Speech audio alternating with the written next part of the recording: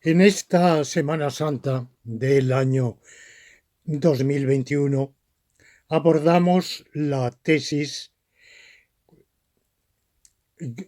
45 del racionalismo jurídico en esta lección laurentina número 36.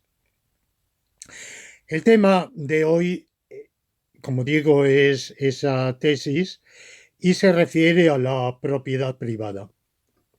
El tema de la propiedad privada, de la justificación y los límites de la propiedad privada es menos abordado, menos frecuentemente abordado en la filosofía jurídica que en la filosofía social y política.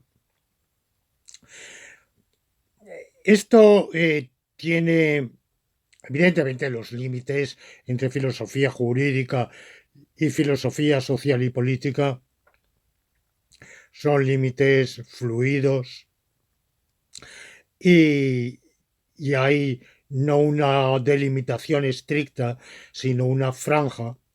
Pero la razón que seguramente podemos considerar válida o explicativa de por qué el filósofo del derecho se ocupa menos de ese problema es porque de manera general el filósofo del derecho se suele ocupar más de la estructura de las normas jurídicas, del fundamento de las normas jurídicas, de la organización del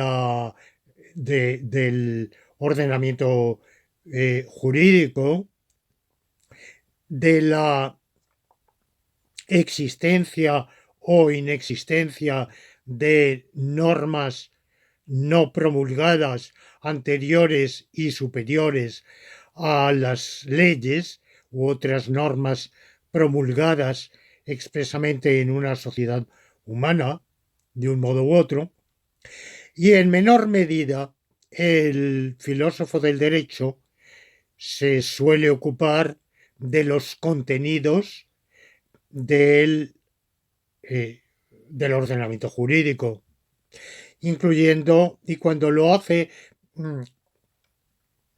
suele, que es un aspecto importantísimo hoy de una parte de la filosofía del derecho y sobre todo de lo que queda de justnaturalismo, o un justnaturalismo un poco aguado y descafeinado como es el de John Finnis, que centra su justnaturalismo en la defensa de los derechos fundamentales del individuo humano, los que otros justnaturalistas llamamos derechos naturales del hombre.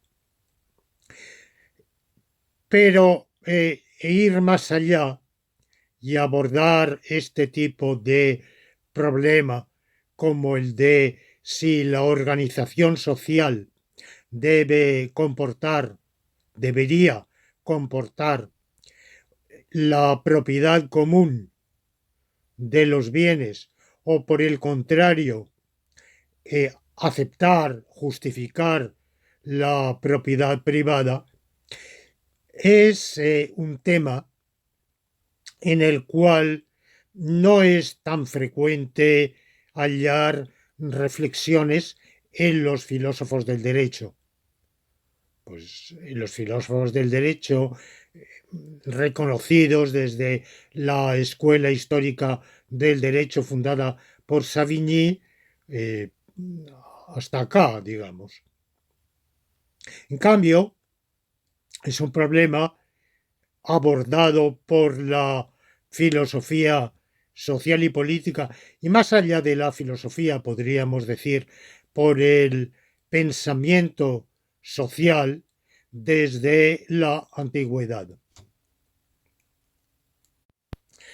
Se ha atribuido a los estoicos o a algunos estoicos una reflexión crítica de la estructura social, socioeconómica del mundo greco-latino en que vivían, que incluiría una crítica de la esclavitud y también implícitamente una crítica de la propiedad privada. Y lo mismo se ha atribuido a los cínicos, una corriente filosófica en parte anterior, simultánea a la estoica. Pero la verdad es que los fragmentos que nos han llegado difícilmente, creo yo, justifican ese tipo de atribución, donde sin duda hay un primer cuestionamiento documentable de la legitimidad de la propiedad privada, es en algunos padres de la Iglesia griega oriental, particularmente los capadocios, San Basilio de Nacianzo, San Gregorio de Nisa, y de la misma época, aproximadamente en el occidente latino de San Ambrosio de Milán. Para estos autores, la propiedad privada es una consecuencia del pecado original. En el estado de naturaleza anterior a la caída del hombre, anterior al pecado, no habría propiedad privada.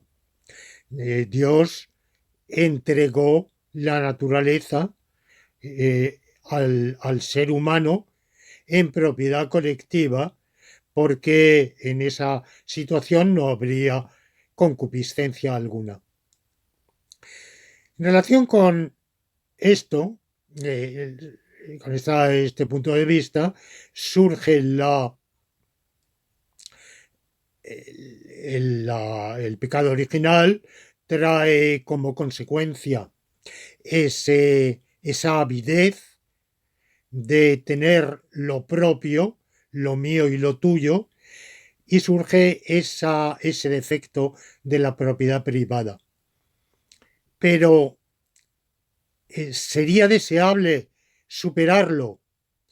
Bueno, estos autores parecen creer que evidentemente sería deseable, sería preferible vivir como Adán y Eva vivían antes del pecado y hubieran vivido sus descendientes, pero que esto difícilmente es conseguible después del pecado original. Hay también una tradición poética que ha tenido un número de exponentes de la añoranza de un mito que sería la Edad de Oro. La Edad de Oro sería una época antigua, evidentemente es también un mito similar y posiblemente antropológicamente emparentado al del paraíso terrenal. Paraíso terrenal en la tradición hebraica, que a nosotros ha llegado por la vía del cristianismo, pero que sin duda bebe de fuentes comunes en el área del Mediterráneo oriental y del Oriente Medio. Y diversos poetas griegos, latinos y posteriores existe esta idea de una edad dorada de la cual se cayó, también hay ese aspecto de la caída, edad de abundancia en la cual no habría escasez y al no haber escasez tampoco habría motivo alguno para que se quisiera tener lo tuyo y lo mío. En la parte primera del Quijote si no recuerdo mal, en el capítulo séptimo, se relata Cervantes lo que le ocurrió a Don Quijote con unos cabreros que lo invitan a cenar y tras la cena, comiendo bellotas de postre, Don Quijote especula con ese mito que él da por hecho de la Edad Dorada, en la cual se vivía cómodamente en la abundancia y no existían los conceptos de lo mío y lo tuyo como una añoranza. Los cabreros se quedaron embelesados y aturdidos por esa arenga, como la llama Cervantes, como, como tantas cosas en el Quijote es, es sumamente ambivalente. Cervantes es extremadamente ambivalente con su personaje principal, con Sancho Panza, al cual luego me voy a referir. Eh, Hay una constante doble tendencia y hay cada una de sus partes se presta a doble lectura que a mi juicio es querida deliberadamente por el autor. Puede considerarse eso como una de tantas carencias de sentido común por parte del personaje central, digamos que embelesado con una leyenda que no tiene fundamento real, pero por otro lado también podemos verlo como la exaltación de un ideal que haya tenido o no haya tenido realidad histórica. De algún modo eso sería secundario, pero valdría como un ideal posible para la conducta humana. Mientras que, por el otro lado, el sentido común, constantemente hecho valer por Sancho Panza, tiene su lado positivo. Hay un pragmatismo evidente en la obra, pero también eso expresa de algún modo un rebajamiento, una falta de ambición ética o axiológica. Bueno,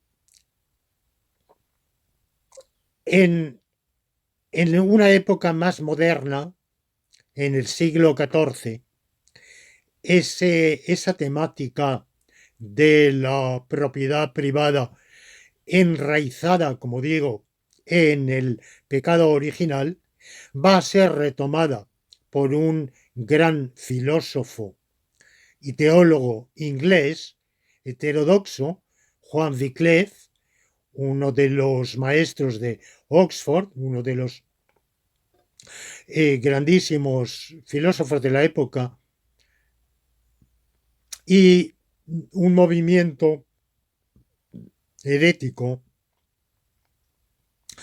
que no es que fuera acaudillado por Wycliffe, pero que sí tuvo relación con él. De algún modo él sirvió de adalid o de inspirador, que es el de los Lollardos, y posteriormente esa temática va a estar muy presente en otro movimiento también herético en Bohemia, en la actual República Checa, el movimiento husita y sobre todo algunas de las corrientes del movimiento husita, pero en general si leemos la correspondencia de diversos autores de la época, vemos que la problemática de si los bienes deberían ser comunes o no, aunque sea generalmente casi siempre para decir que no, porque por la razón que sea. Es mejor que cada uno tenga los suyos, pero, por ejemplo, leyendo en la biografía que del príncipe de Viana hace Quintana, el poeta Quintana, encontré una carta en la cual se dice que si atendiéramos únicamente al ideal, evidentemente todos los bienes deberían ser comunes, pero estamos de acuerdo en que eso no debe ser así, evidentemente. El príncipe no quiere compartir su inmensa fortuna y sus muchísimos bienes con los desafortunados. En la filosofía escolástica, esto va a tener un eco importante y se va a debatir si dos instituciones que siempre en esta filosofía tardoescolástica, digo tardoescolástica entre los siglos justamente en esa época, 14, 15, 16, 17, estas dos instituciones siempre se vinculan y se considera que tan justificada o injustificada es la una como en la otra. Y los impugnadores de los pocos impugnadores de la una también impugnan la otra, y los justificadores de la una justifican la otra, que son esclavitud y propiedad privada. Esto hoy nos puede parecer un tanto extraño porque evidentemente hoy la mayoría de la gente y de los pensadores consideran que la propiedad privada es absolutamente lícita y justificada y deseable, y en cambio, hoy en el siglo XXI no hay nadie que defienda la esclavitud. Podrá haber, y hay, pensadores que consideran que estuvo justificada, por lo menos en la antigüedad, más o menos, o hasta cierto punto, porque el estado de desarrollo de las fuerzas productivas hacía muy difícil el avance de la civilización, de la cultura, sin esa institución. Bueno, esta consideración tampoco se suele decir así muy a menudo. Un historiador de la filosofía antigua que sí lo dice es Windelband, pero bueno, de su historia de la filosofía hace ya un siglo aproximadamente. Hoy día creo que sería más difícil encontrar esas justificaciones incluso retroactivamente. De manera que hoy la esclavitud nos parece indefendible, injustificable, pero la propiedad privada no. Y por eso es de señalar, merece la pena notarse, que en los siglos XIV, XV, XVI, XVII, ya quizá menos en el XVIII, la propiedad privada se considera igual de justificable o injustificable que la esclavitud. Entonces la pregunta es si el derecho natural ampara esas instituciones, porque por derecho natural todos los hombres son iguales y sin embargo son instituciones que en virtud de las cuales la suerte, el destino, las posibilidades vitales de unos y de otros son radicalmente diferentes. Entre, como dice Jorge Manrique en las coplas a la muerte de su padre, solo la muerte iguala, allegados son iguales los que viven por sus manos y los ricos. Y hay un poema también de Lope de Vega, en sus soledades, que incide en lo mismo, que solo en el cementerio se igualan los ricos y los pobres. Hay un sentimiento subyacente de que existe algo inaceptable en que unos sean ricos y otros sean pobres. Quizá no queda otro remedio, tampoco ninguno de estos poetas esboza ni propone, evidentemente, que se supere ese abismo, pero el abismo es tremendo porque en la sociedad de entonces, sobre todo, la pobreza es una pobreza espantosa, evidentemente, que lleva consigo todo tipo de calamidades.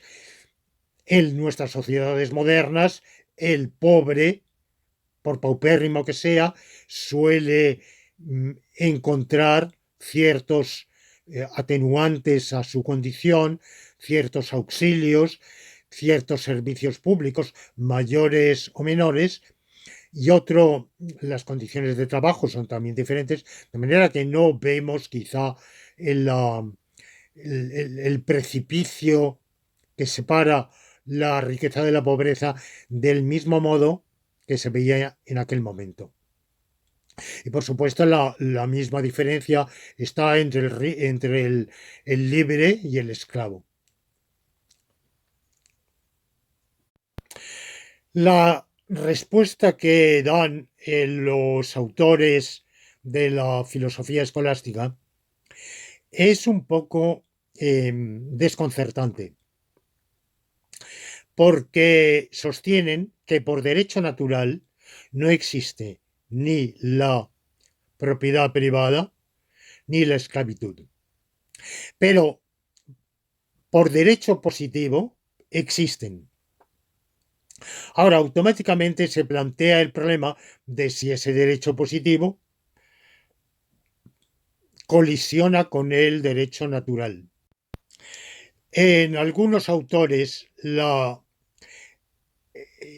propiedad privada y la esclavitud se consideran existentes no por derecho positivo, o no solo por derecho positivo, sino por derecho de gentes, en la medida en que son instituciones que gozan de el reconocimiento, de la aceptación generalizada entre los pueblos.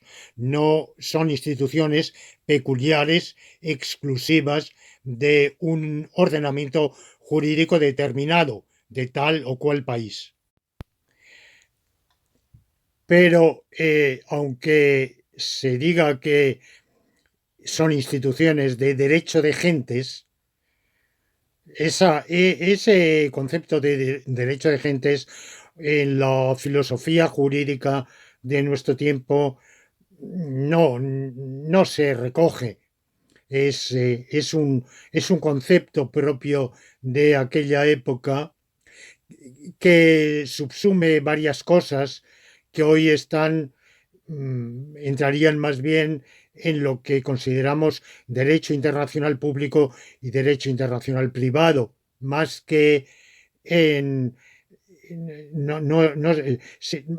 ellos lo concebían como un intermedio entre el derecho natural y el derecho positivo, pero en los filósofos jurídicos contemporáneos, cuya abrumadora mayoría es positivista, no se admite algo intermedio entre el derecho natural y el positivo, porque no se admite ni siquiera el derecho natural. Y la minoría que somos justnaturalistas, o sea, que creemos en un derecho natural, no solemos utilizar ese concepto de derecho de gentes. En cambio, entre los tratadistas del derecho internacional, sí hay algunos que utilizan el concepto de derecho de gentes. Bueno, este inciso es únicamente para aclaración terminológica. El problema está en estos escolásticos de esa época, en si tales instituciones, sean de puro derecho positivo, sean incluso de derecho de gentes, porque la costumbre generalizada de los pueblos entonces reconocía ambas instituciones, si colisionan o no colisionan con el derecho natural. O sea, si el derecho natural sencillamente no ha previsto la existencia de esas dos instituciones, o si no es ya que no la haya previsto, sino que prohíbe que que se creen. El derecho natural prohíbe que se legisle en contra del bien común o al margen del bien común. Bueno, pues nos preguntamos si el derecho natural prohíbe que se establezca o no se establezca la propiedad privada y la esclavitud. Pero yo la esclavitud ahora, de momento, la dejo de lado, aunque haré una pequeña referencia a ella enseguida. La, la respuesta es ambigua. Si leemos a la mayoría de los tratadistas, lo que parecen decir que son, como digo, no hay una gran claridad en su respuesta. Lo que, lo que a mí me parece que dan a entender es que el derecho natural es contrario a esas instituciones. O sea, que esas instituciones violan el derecho natural. Ahora bien, el Santo Tomás, que es el gran autor, la gran referencia a partir del cual se van a ir desarrollando los, los tratados de derecho natural posteriormente. Bueno, hay otra corriente que es la corriente franciscana que representa Duns Scoto, pero no va a tener en absoluto la misma influencia, ni la mitad ni la cuarta parte. Para Santo Tomás, el problema está en que los principios fundamentales del derecho natural son principios válidos de suyo y para nosotros, y por tanto inmutables. Pero las consecuencias que se desprendan de esos principios fundamentales, pero para cuyo conocimiento haga falta inferir, acudir a una inferencia, a una deducción lógico-jurídica o normativa. Bueno, él no utiliza estos términos, pero en esencia es el concepto que implícito en su tratamiento. Esas consecuencias, esas derivaciones, no tienen el mismo grado de preceptividad. Es decir, no son inmutables. Quod se, o sea, de suyo, sí son inmutables, pero quod nos, para nosotros, son mutables. Bueno, ¿y qué podemos entender prácticamente con todo esto? Pues podemos entender que, aunque la esclavitud y la propiedad privada colisionan con el derecho natural, y si tuviéramos una capacidad inferencial adecuada, nos daríamos cuenta y prohibiríamos esas instituciones.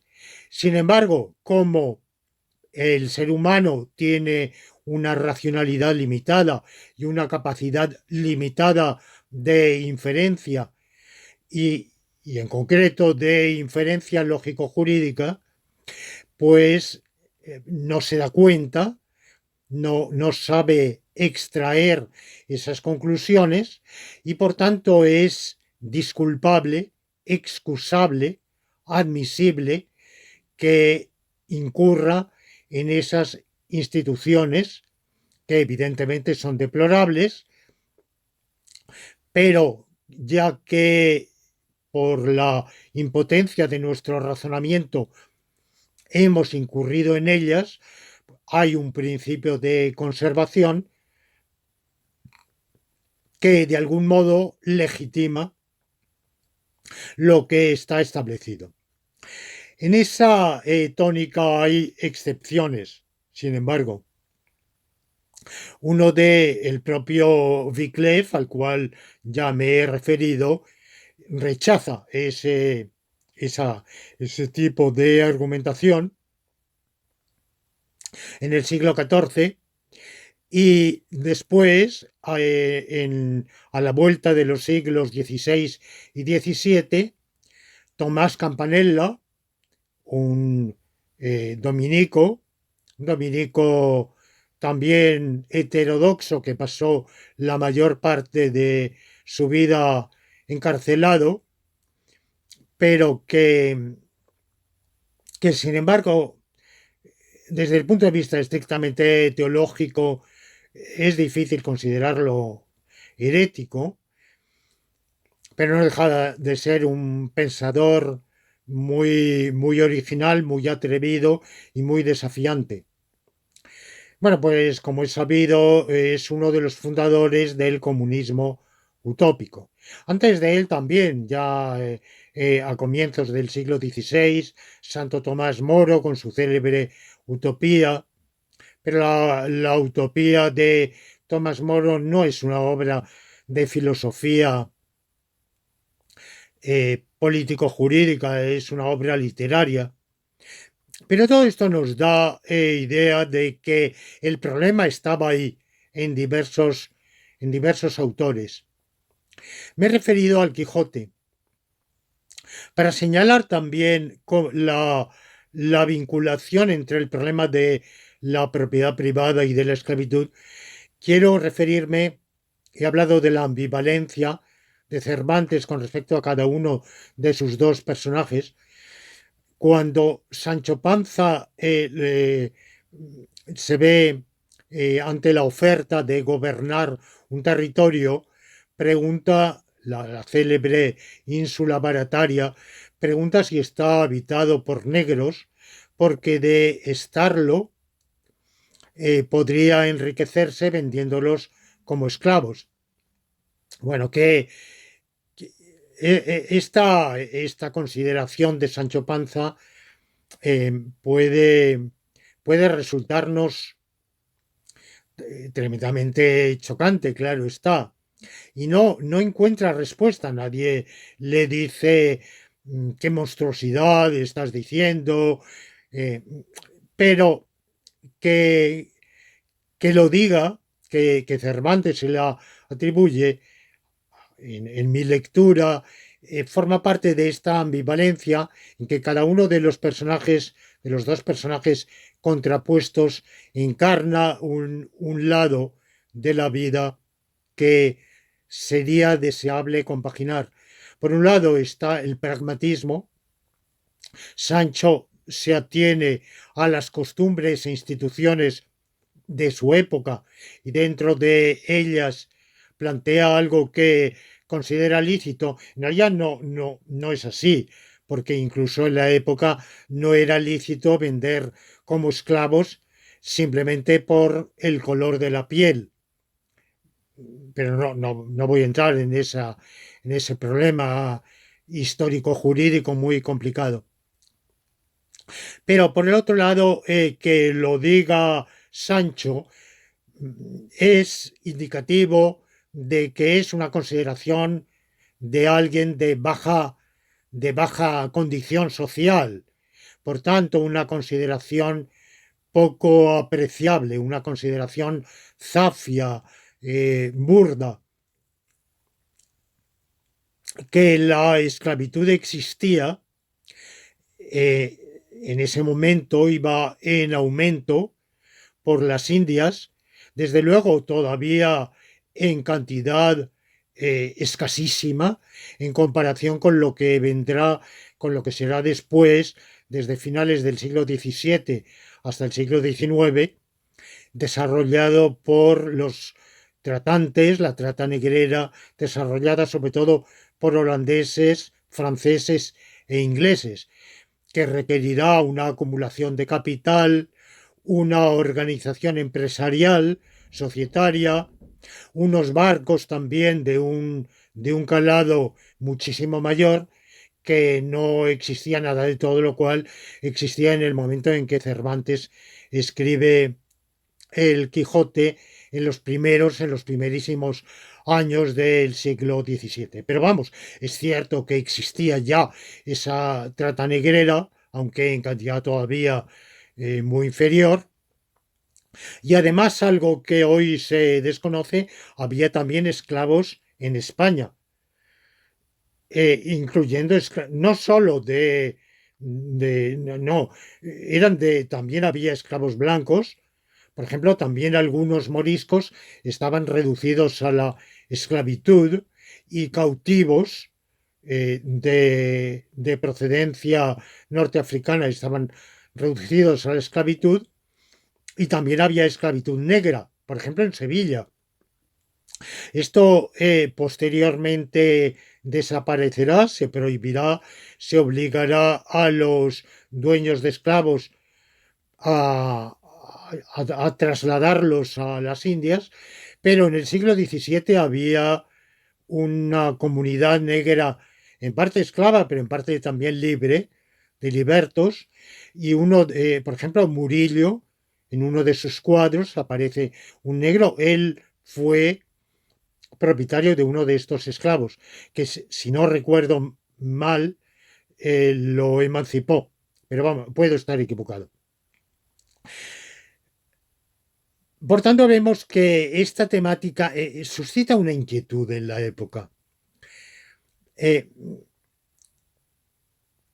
Pero en general, como digo, la actitud que prevalece es la de aceptar esas instituciones, porque ya están. Digamos que hay una prescripción adquisitiva, el dueño de unos bienes, cualquiera que sea el origen lícito o ilícito de la tenencia, remontándose a siglos pasados, el hecho es que hoy los ha adquirido pacíficamente y los tiene, y el derecho lo ampara, el derecho positivo lo ampara, y lo mismo el dueño de esclavos, el derecho positivo lo ampara, y las reflexiones jurídico-naturales no deberían provocar conmoción social ni trastorno social. Como digo, salvo excepciones, como es Campanella, por ejemplo, pero justamente Campanella pocas posibilidades tuvo de difundir sus ideas cuando pasó la mayor parte de su vida encarcelado. El problema se lo vuelve a plantear decenios después de Campanella Leibniz. Y Leibniz dice el ideal, el principio jurídico fundamental es el bien común. Las instituciones jurídicas están hechas para el bien común. Y el bien común sería mejor servido si se organizaran todos los bienes de la sociedad en una hucha común, en un haber común, que se administrara en función de las necesidades de cada uno. Y dice, bueno, pues si eso es así, como lo es, efectivamente, ¿por qué no proponer que se haga? Y da dos argumentos contrarios. El primer argumento es que los hombres de su época, hoy podríamos decir de la nuestra, él no lo generaliza a que haya sido siempre así, ni vaya a ser siempre así. Pero dice, los hombres de nuestra generación son egoístas. Y como son egoístas, los eh, se preocuparían poco de los bienes comunes.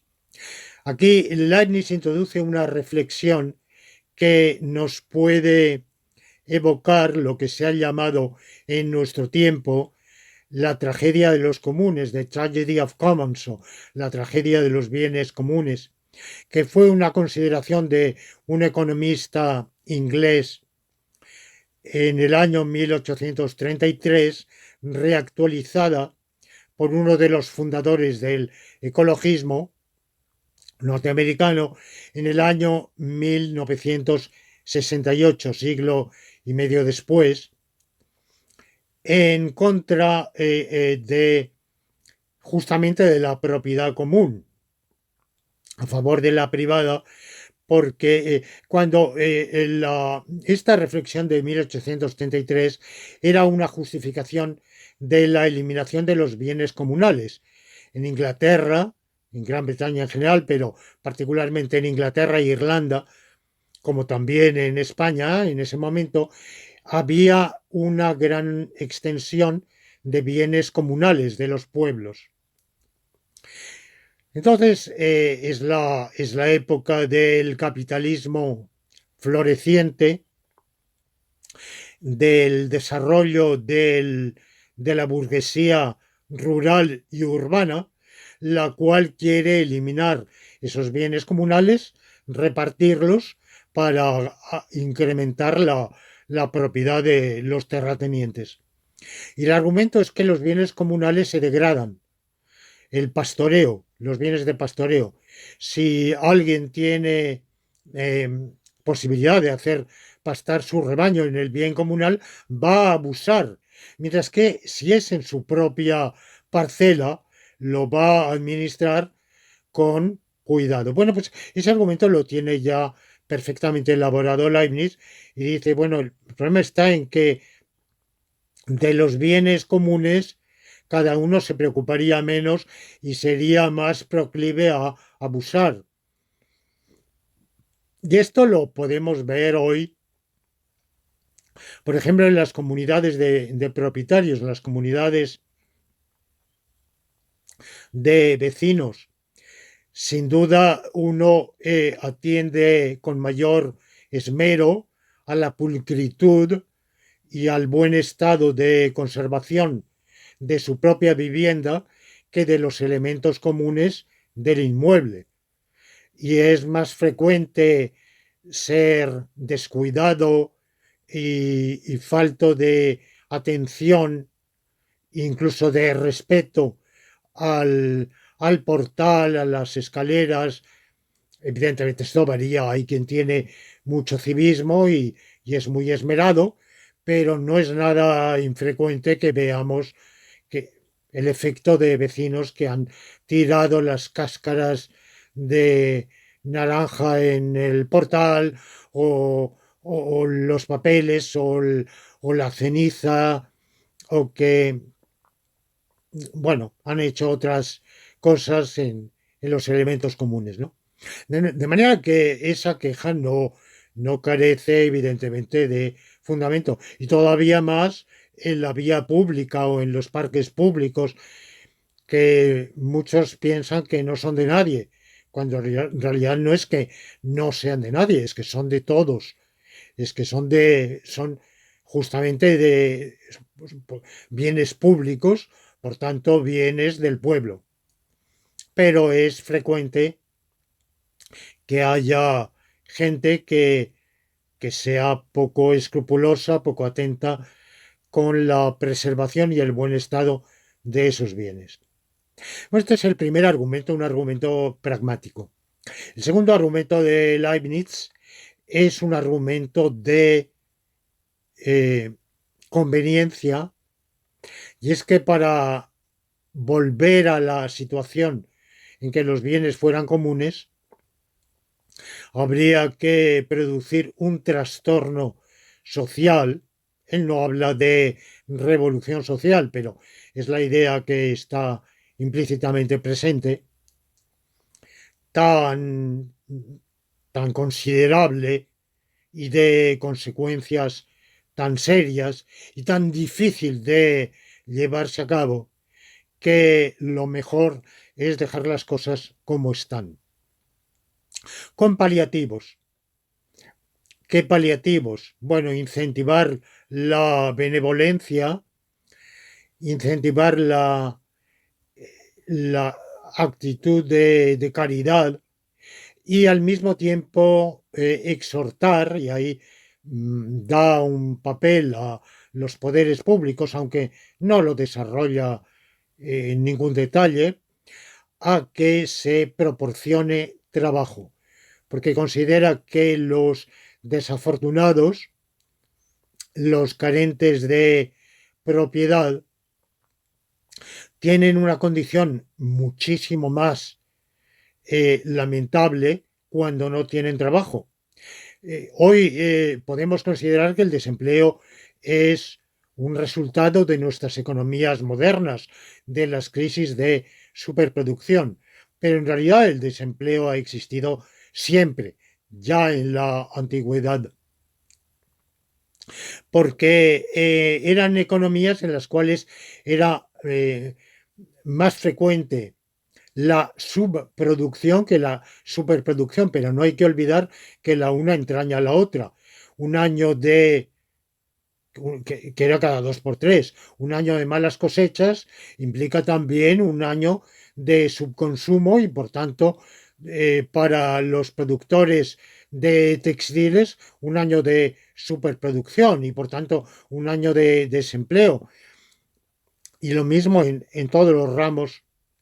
Eran economías totalmente precarias, constantemente azotadas por las inundaciones, las sequías, las epidemias que provocaban desequilibrios y por tanto esa situación era normal. Y Leibniz, estamos en esa época de finales del siglo XVII, el comienzo de lo que en la época del mercantilismo, el comienzo del despotismo ilustrado, y considera que el gobernante tiene una misión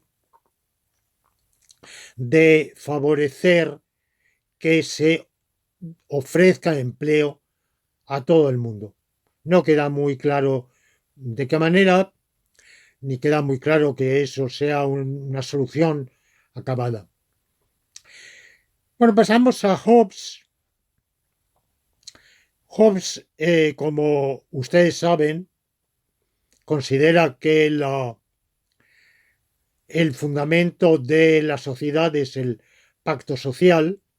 Partimos de un estado de naturaleza en el cual, de algún modo, existe la propiedad privada, porque cada uno es dueño de aquello de lo que se apropia. El derecho es la fuerza.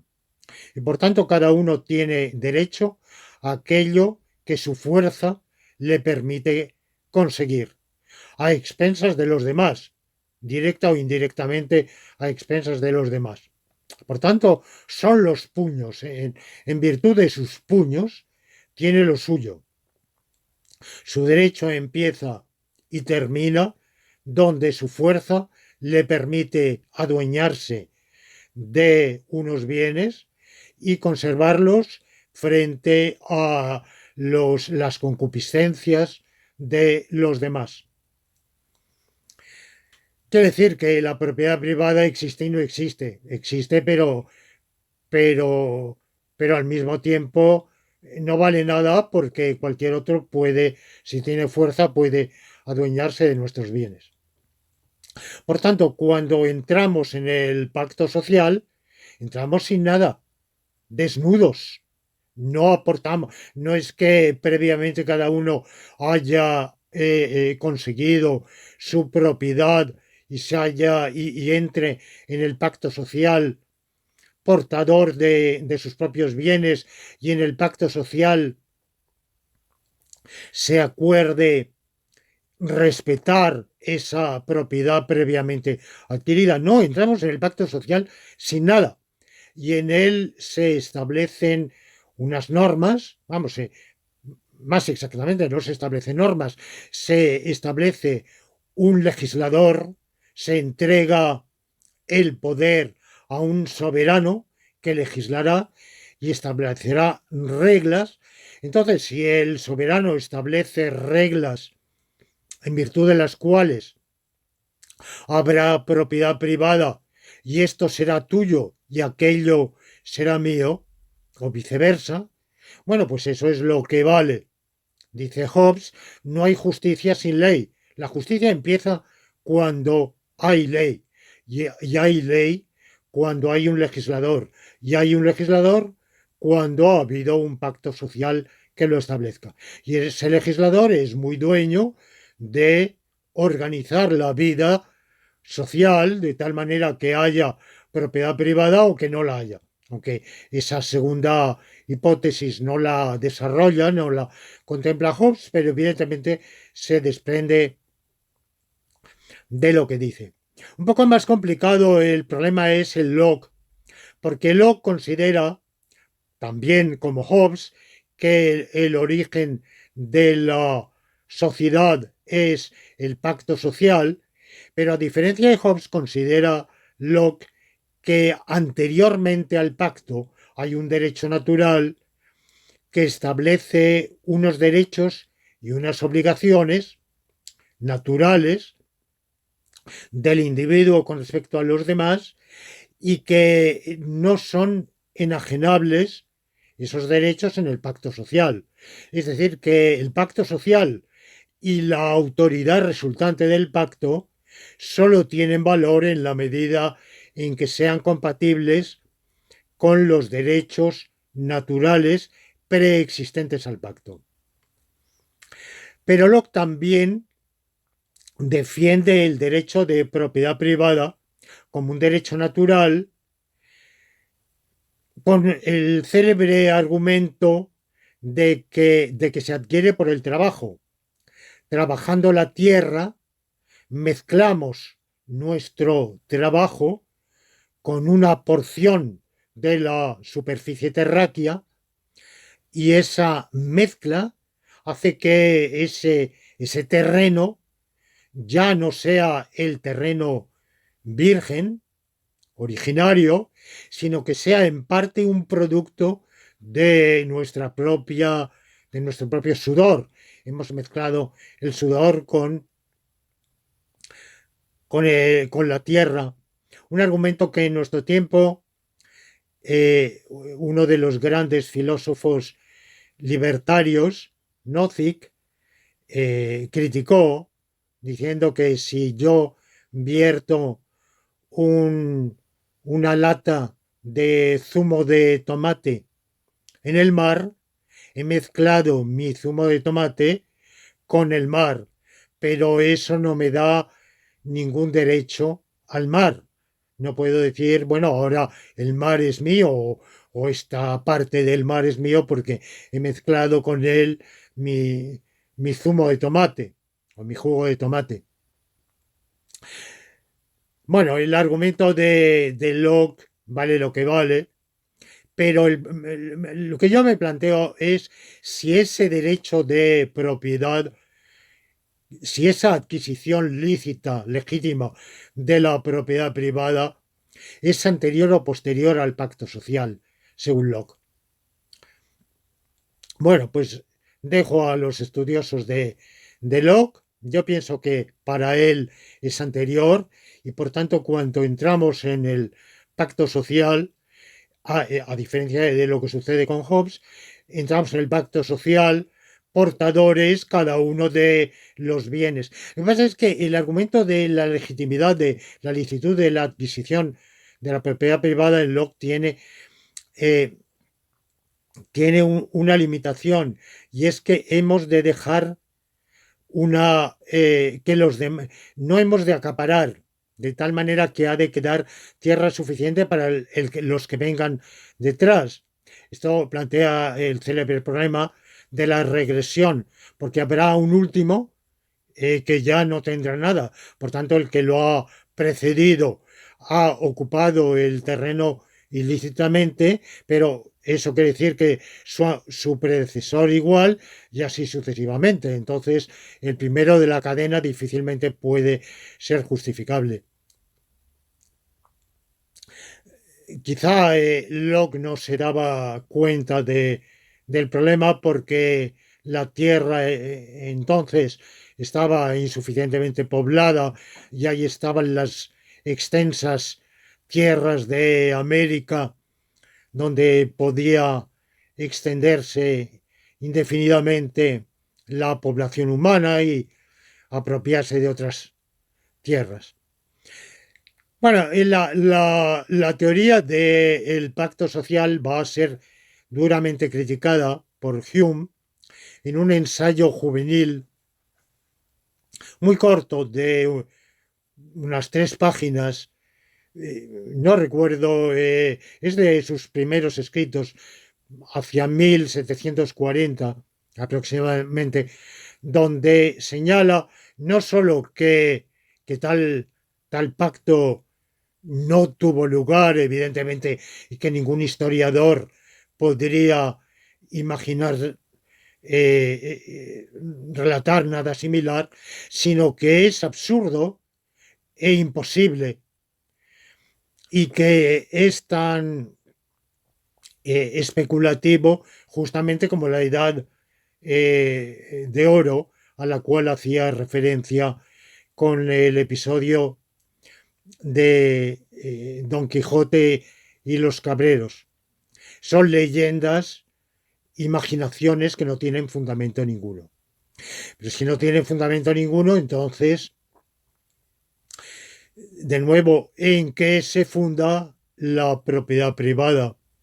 Y en pos de él va a venir Bentham, que asimismo es un impugnador radical de la teoría del pacto social. Y de nuevo se plantea el problema, Bentham es el fundador del utilitarismo y tiene que justificar la propiedad privada con argumentos de tipo utilitarista. En nuestro tiempo tenemos a Rawls, y de nuevo, Rawls, que es el teórico contemporáneo del pacto social, no porque imagine que existió tal pacto social, como sus predecesores, la mayor parte, quizá Rousseau es el único en el siglo XVIII que posiblemente concibió que sí existió un pacto social. Pero la mayoría de los teóricos del pacto social no hablan de él como una realidad histórica, sino como más bien como de una construcción teórica que justificaría desde el punto de vista de la fundamentación teórica las instituciones sociales. Como digo, Rousseau es una excepción. Y en Rousseau está muy claro desde su discurso sobre el origen de la desigualdad entre los hombres de 1756 al contrato social que escribe un decenio después, está muy claro que originariamente en el estado de naturaleza, que a diferencia de Hobbes para él es paradisíaco, no existía lo mío y lo tuyo, los hombres eran más generosos. No nos habla del mito de la edad dorada, de la abundancia, pero sí de un estado en el cual los hombres habrían sido más buenos, más generosos, más inocentes, al pacto social por el cual se establecen las instituciones sociopolíticas y al mismo tiempo se dividen los bienes, se establece lo tuyo y lo mío, que es una situación peor, degradada con respecto a la situación originaria. Bueno, pues en Rawls, que es el autor contemporáneo del pacto social, como digo, como mera ficción teórica, las instituciones son legítimamente válidas cuando serían las establecidas en un pacto social en condiciones óptimas, en las cuales no me voy a extender, bajo el velo de la ignorancia. Por lo menos esto es así en su primera gran obra, porque posteriormente él da bastante marcha atrás y es más titubeante, y la aparente radicalidad de de sus primeros escritos queda posteriormente atenuada, pero ateniéndome a su primera gran obra, en ella se establece que lo justificable es aquello, es justificable una institución social, una organización social en la cual primero se anteponga un sistema de libertades lo más amplio y equitativo posible. Es decir, podríamos decir que es la máxima libertad, no es la fórmula que él utiliza, pero bueno, de algún modo yo lo podría resumir diciendo primero el principio de máxima libertad o máximo sistema de libertades lo más amplias posibles. Y segundo, subordinado a ese principio de libertad, con lo que él llama el orden lexicográfico, o sea, siempre que no colisione en absoluto, ni merme, ni en todo, ni en parte, para nada, esa máxima libertad, permitir establecer el principio de que se beneficien los más desfavorecidos. O sea, permitir aquellas desigualdades, autorizar o instituir aquellas desigualdades cuyo establecimiento redunde en el bien de los que salgan peor parados. Bueno, esto ha dado lugar a reflexiones tremendamente alambicadas, en las cuales yo no voy a entrar aquí, pero evidentemente lo que podemos plantearnos es si la propiedad privada, es decir, por tanto, cuando hablamos de propiedad privada, automáticamente se establece la diferencia entre los que tienen y los que no tienen. The haves and the have-nots, como se dice en inglés. Bueno, pues si esto redunda en beneficio de los más desfavorecidos, o por el contrario, un sistema de propiedad común sería más idóneo para esas finalidades. Bueno, yo no asumo para nada la filosofía sociopolítica de John Rawls.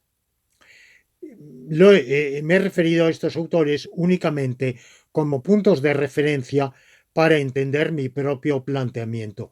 Y mi propio planteamiento es el del bien común.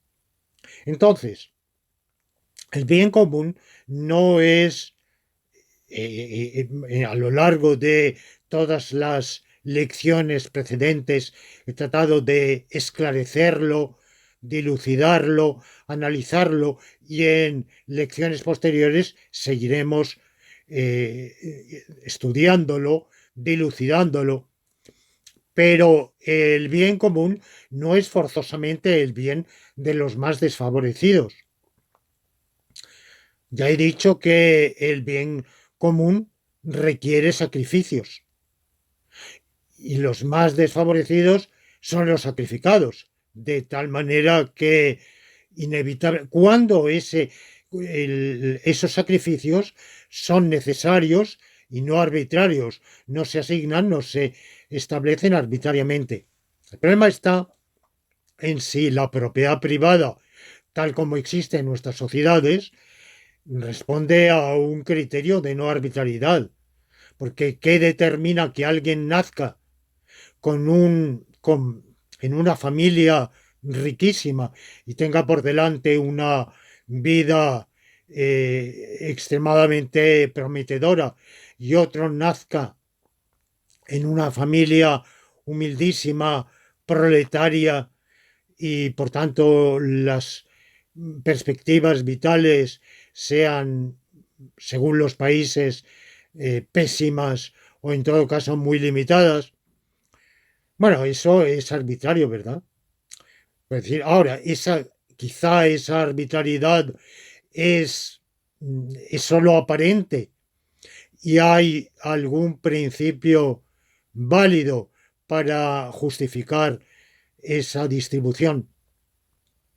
Lo que dice mi tesis, la que estoy comentando hoy, es que la apropiación privada de los bienes es defendible en la medida en que sea compatible con el bien común y en que la existencia de tal instituto de propiedad privada y la distribución de los derechos de propiedad privada se correspondan a criterios de bien común.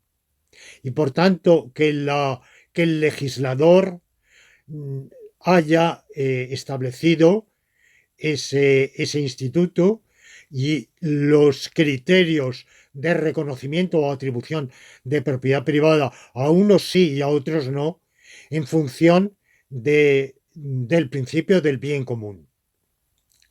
Y por tanto, que los derechos de propiedad privada no son anteriores y superiores a la norma del bien común, sino que por el contrario le están subordinados.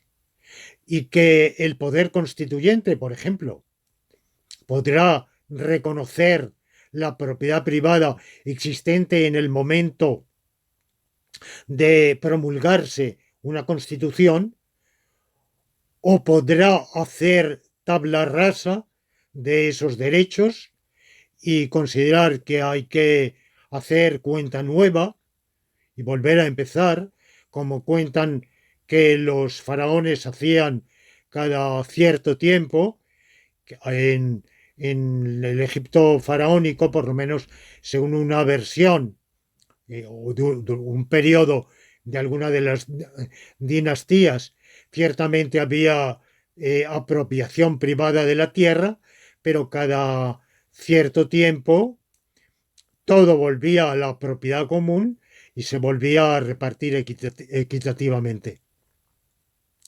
Bueno, yo no digo ni que se deba hacer una cosa ni que se deba hacer otra cosa. Lo que sí digo es que aquella propiedad privada que se reconozca, que se mantenga o que se establezca de nueva planta, ha de ser en virtud del principio del bien común, siempre y cuando sirva a ese principio del bien común y con el límite de que no conculque el bien común.